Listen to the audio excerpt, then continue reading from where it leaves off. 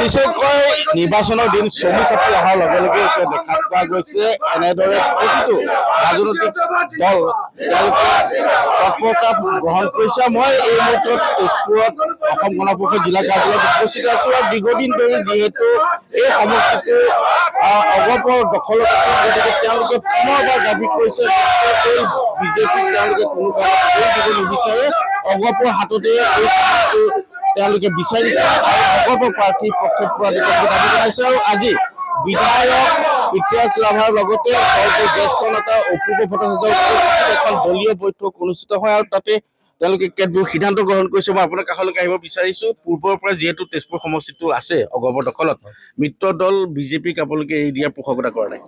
সেইটোতো পোষকতা কৰাৰ প্ৰশ্ন নুঠে। অসম গণ পৰিষদ জন্মলগ্নৰ পৰাই আজি 40 বছৰীয়া অসম গণ পৰিষদৰ জীৱনকালত 30 বছৰে অসম গণ পৰিষদে দখল কৰি আছে আৰু অসম গণ পৰিষদৰ সাংগঠনিক গতিও সবল হৈ উঠিছে, আগতেও আছে। এটা নতুন প্ৰজন্মই অসম গণ পৰিষদ যোগদান কৰিছে। আমি আগন্তুক নিৰ্বাচনত অসম গণ পৰিষদৰ পৰা আমাৰ তেজপুৰ সমষ্টি যাতে জয়ী কৰিব পাৰে তাৰ বাবে আমি সম্পূৰ্ণ প্ৰস্তুত হৈছোঁ।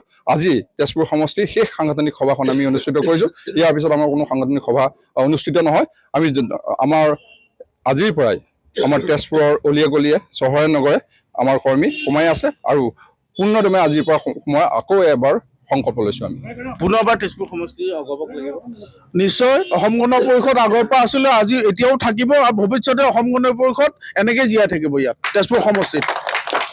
কি ক'ব, যিহেতু আপোনালোকে এটা প্ৰস্তাৱো আজি গ্ৰহণ কৰিছে আৰু পুনৰবাৰ দাবী জনাইছে তেজপুৰ সমষ্টিত অগপৰ দখলত থকাৰ বাবে? চাওক, 1985 চনৰ পৰা আমি ইয়াৰ অগপৰ প্ৰাৰ্থী জয়ী হৈ আহিছে, গতিকে এই চিটটো আমি আগন্তুক সময়তো আমাৰে প্ৰাৰ্থী থাকিব বুলি আমি নিশ্চিত আৰু অহা সময়খিনিতো অসম গণ পৰিষদৰ হৈ এই চিটটো থাকিব।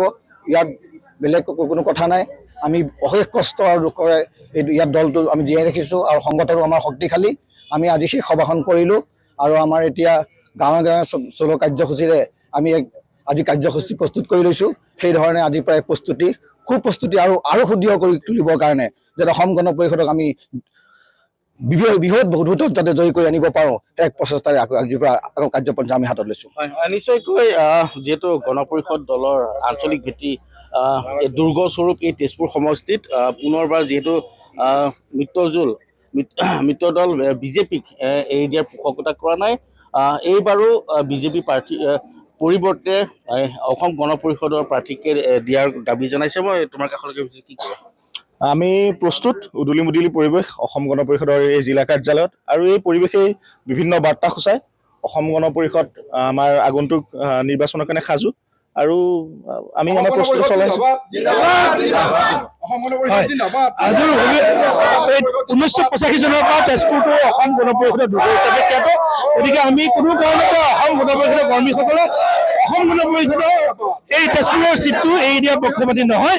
যিহেতু স্বাধীনতাৰ পৰা যে তেজপুৰ সমষ্টিৰ অন্তৰ্গত ভোমৰাগুৰি জিলা পৰিষদ কণ্ডিত দখলত আছিলে, সেইটো এইবাৰ আমি অসম গণ পৰিষদে আনিবলৈ সক্ষম হৈছোঁ। গতিকে বহু প্ৰমাণ আছে। গতিকে অসম যে তেজপুৰ সমষ্টি যে অসম গণ পৰিষদৰ দুৰ্গ, তাৰ অনেক প্ৰমাণ আছে।